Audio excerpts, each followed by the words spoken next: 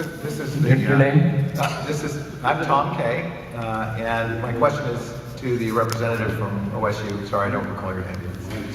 Steve. Right up there on the screen. Steve Clark. You mentioned that there was, I think on average per day, 2,400 parking spaces left open at OSU. Is that right? Sort of excess capacity, something like that. We have 6,900 spaces, and I think this year we had about a 75% utilization, which has increased from 68% last year. Okay, so compared to the overall need.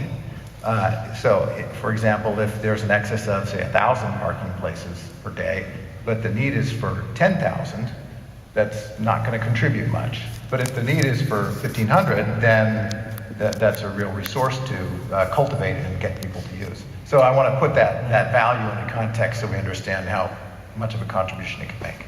So the work we're doing right now, we have a survey that'll be launched this week among faculty, staff, and students, and we'll attempt to quantify how many folks are actually coming to campus by a vehicle, how they get there.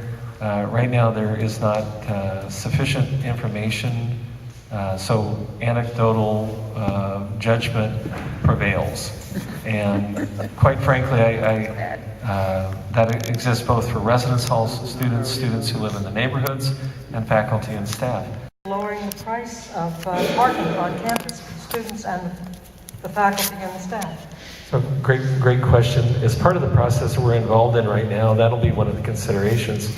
So the way parking works and the way ancillary services work at a university, parking permits and fines need to pay for parking services, including parking facilities. So the parking garage, which I think was built about 11 years ago, that cost about $16 million, was funded by the university, and over time will be paid back through parking fees and fines.